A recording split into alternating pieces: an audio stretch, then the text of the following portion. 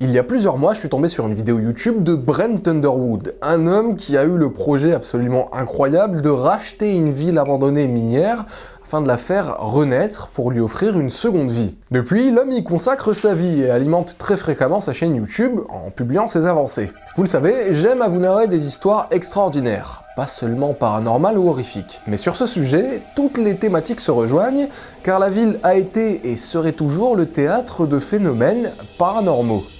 On parle donc bel et bien d'une ville fantôme. C'est parti.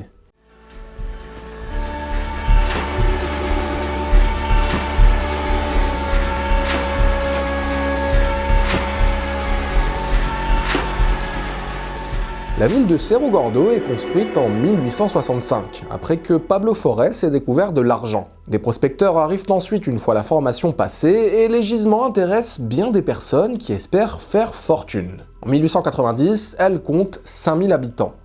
C'est une ville minière qui vit de ça, donc la majorité des hommes travaillent à la mine et passent leur journée à miner. Principalement de l'argent, du plomb et du zinc. L'endroit est d'ailleurs le premier producteur de plomb et d'argent de toute la Californie. Les soirs, ils se retrouvent au saloon, souvent pour des soirées qui finissent par dégénérer. Il n'y a qu'un seul homme de loi pour faire régner l'ordre, alors, comme on peut s'en douter, les situations dégénèrent souvent. Nombreuses sont les querelles et les fusillades, et les rumeurs parlent même d'un meurtre par semaine.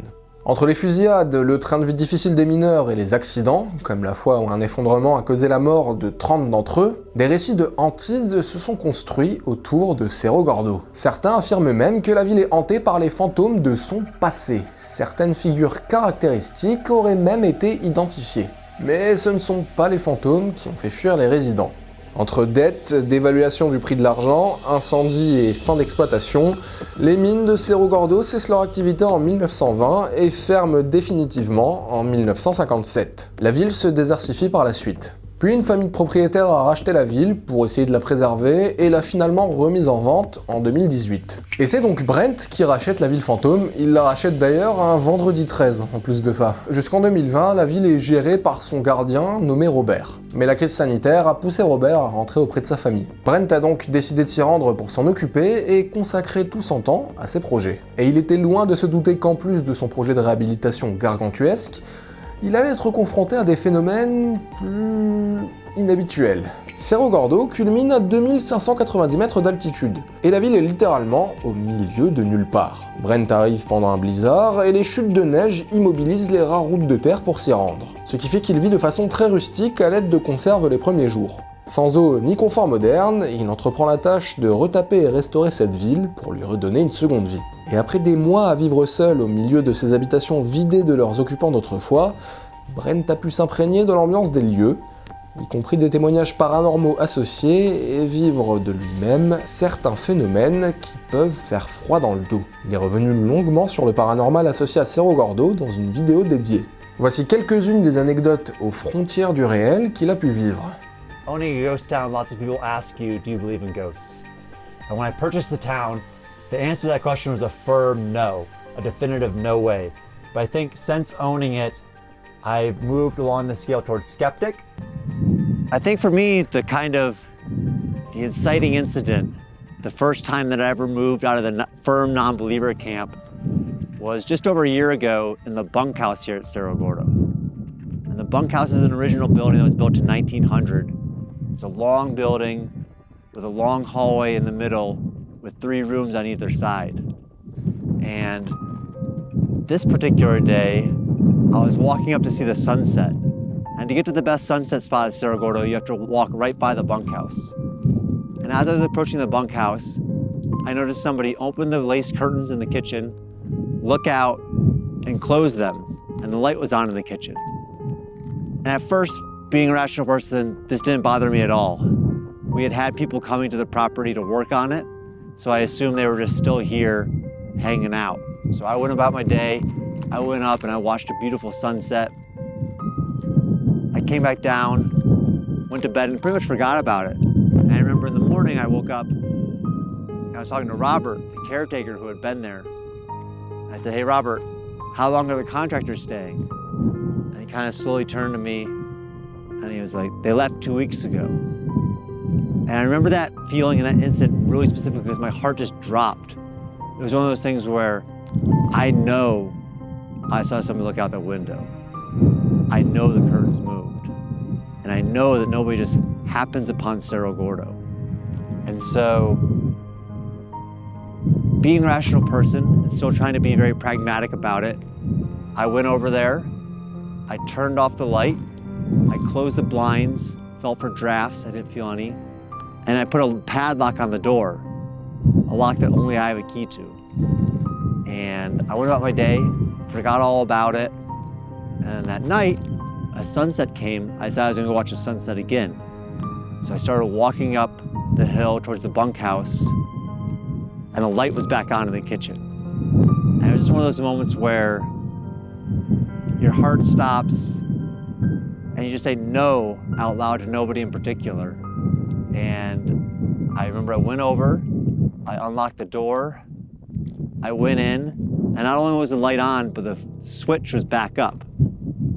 And I was the only person in the world with a key to that building. I know it sounds unbelievable, but the light was back on, and so I decided to investigate. You know, I started walking down the hallway to see if maybe anything was in there. And I remember as I was walking down the long hallway, each step, I kept getting this overwhelming sense that I shouldn't be there. And it's a feeling I had never had before in my life, and I've never had since.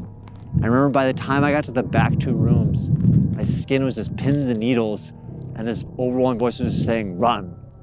And I did. I ran back out of there and haven't really been back to the bunkhouse very much since. It really has an energy to it that I don't love. I think it's a beautiful building structurally, but it's just not one that I enjoy spending time in. I tried to renovate it to lighten up the mood. You know, I ripped out this old carpet, I painted the walls white. I tried to cleanse it in every way that I could, but still when I go in there, I hear things. I hear footsteps, I hear voices, and my way of handling it so far is just not to go into the bunkhouse. You know, there's 20 other buildings here. I can find places to have my own peace. So that was it for me. That was the kind of first incident that I couldn't explain. Mois après mois, Brent est témoin de phénomènes paranormaux. Des objets qui disparaissent sans explication, comme par exemple son portefeuille qu'il a cherché partout et qu'il retrouve sur le bar du saloon, alors qu'il n'y va que rarement et est persuadé de ne jamais avoir laissé son portefeuille sur ce bar. Saloon qui d'ailleurs serait hanté. Et à force de vivre ce genre de phénomène, Brent, qui est plutôt sceptique, finit par penser qu'il y a des esprits dans cette ville, mais qu'ils ne sont pas forcément mauvais. Les témoins entendent parfois des gens hurler, des chaînes qu'on traîne sur le sol et d'autres bruits étranges, alors qu'il n'y a personne. Et parmi les fantômes qui entraient cette ville, il y a un certain William Crapo. Cet homme s'est disputé en 1896 avec un postier à cause d'une élection locale. Le conflit fut tel qu'il est revenu armé, a tiré sur deux hommes, puis a pris la fuite vers une mine environnante. Sa tête a été mise à prix, mais il ne fut jamais retrouvé. Pendant longtemps, des témoins rapportent entendre des bruits et voir des apparitions, souvent autour de la maison de William Crapo. Malheureusement, aujourd'hui, sa maison a brûlé. And this was Crapo's house, and the door was right around here. So I imagine that day, right around where this dirt is, Crapo would have exited the house. An argument happened right around here. Crapo would return back into his house, come out, and shoot the guys not 20 feet over there. So it's kind of eerie to think that right here on this patch of ground is where Bolin died, the postmaster. It's always been said that the spirits are coming in and out of the house right there. Unfortunately, it was lost in the fire as well. This is all that's left of Crapo's house these days. Go turn off the lights for him. Billy? Billy, you around here? I don't know if Billy's gonna show, so I think it's on to the next place. De jour comme de nuit à Cerro Gordo, certains aperçoivent une femme en robe noire. On l'associerait à Lola, une femme influente de l'époque, dont l'établissement était fréquenté par des hors-la-loi qui s'affrontaient pour le cœur de certaines femmes. ce qui causa des fusillades meurtrières. Un seul portrait demeure de Lola, et c'est grâce à ce portrait que des témoins ont identifié la femme en robe noire qui serait Lola. Un autre fantôme, d'ailleurs le plus célèbre, est celui d'Alphonse Bernold. On sait peu de choses sur cet homme, si ce n'est qu'il a été tué dans l'une des mines autour de Cerro Gordo. Il y avait un vieil et très célèbre hôtel à Cerro Gordo, dans lequel il apparaissait après sa mort à l'une des fenêtres, et a même été photographié. La photo qui se trouvait à l'entrée du comptoir de l'hôtel et qui participait au folklore du lieu a malheureusement brûlé avec le bâtiment. Brent, avec l'aide d'un historien local, a identifié la mine où Alphonse s'est fait tuer. Il y est retourné pour voir ce qu'il pourrait y trouver et si une présence surnaturelle se révélerait à lui.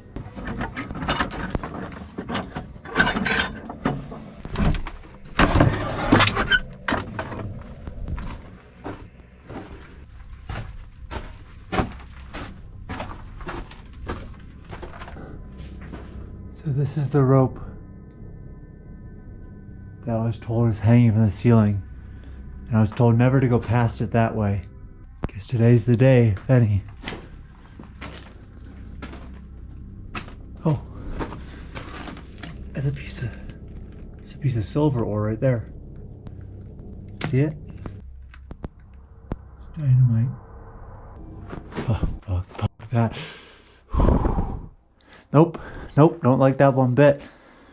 Nope, I think we're gonna keep that light on. There's noises and it's moving, but I don't see anything.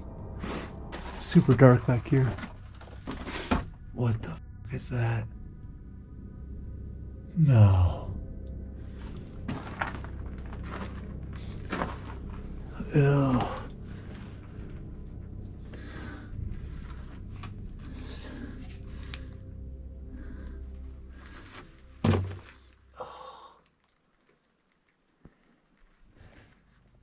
It's like a decaying rabbit at the end of a tunnel. I gotta get out of here. Fuck that. What do you think? Climb up? Sometimes it's in these moments when you realize you're miles away from the town center, which is miles away from any other town, and you're all by yourself. But damn, I want to climb up this ladder. Oh man, look how this is attached. It's attached with wire. Something's falling from above me. Nope. That. Nope, we're out of here. We're going down.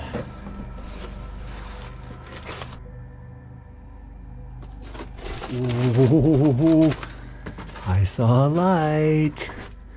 I don't know if that's just me being extremely tired, but I saw a light down here.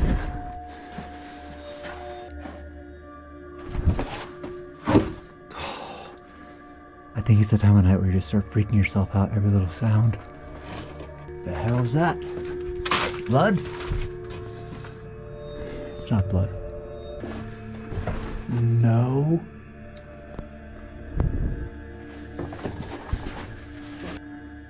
I'm hearing a lot of stuff. I don't know if it's like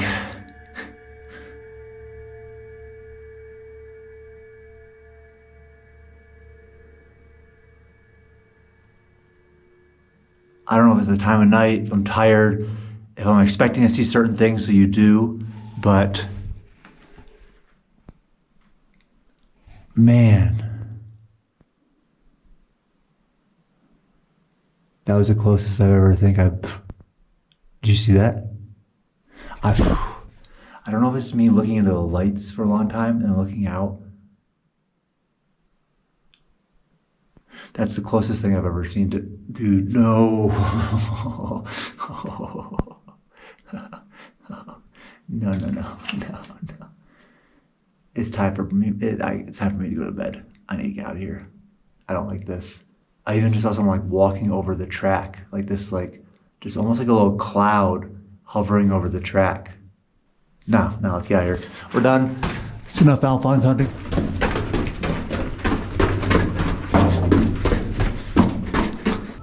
I'm still on the very skeptical end of these things, still unconvinced, but ask me again in a year, or 10 years, or 100 years, I may still be here. Le passé de Cerro Gordo continue d'imprégner cette ville fantôme. Des villes fantômes, abandonnées, il y en a plusieurs centaines aux États-Unis, aussi incroyable que cela puisse paraître. Je voulais traiter de ce sujet parce que je trouve le projet de Brent passionnant. Il rachète une ville morte, autrefois réputée mais oubliée. Pour trouver ses nombreux secrets, découvrir ses histoires cachées, faire parler les objets et redonner vie à l'endroit. Le passé historique se mêle au paranormal et y est d'ailleurs intimement lié. Le côté divertissement très développé aux États-Unis fait que Cerro Gordo verra sans nul doute des férus de paranormal ou chasse aux fantômes tenter de capter l'un des fantômes qui entrait ces lieux, contribuant ainsi aux nouvelles pages d'histoire qui s'écrivent pour la ville. D'ailleurs, on peut déjà trouver des vidéos de chasse aux fantômes et autres qui se passent à Cerro Gordo. Nul doute que Brent profite du folklore et des histoires de fantômes et du paranormal associés à Cerro Gordo pour justement redynamiser l'endroit et également l'aider dans sa reconstruction. Et grâce à son initiative, c'est toute une activité qui se relance et une ville qui reprend vie, car rien ne se perd jamais éternellement. J'espère que vous avez apprécié la vidéo. Si vous n'êtes pas encore abonné, n'hésitez pas à le faire, il y a du contenu régulier tout le temps. Suivez-moi sur Instagram pour du contenu exclusif, et si vous voulez soutenir la chaîne, tous les liens sont en description. Je vous laisse, je vous dis à la prochaine. Salut à tous.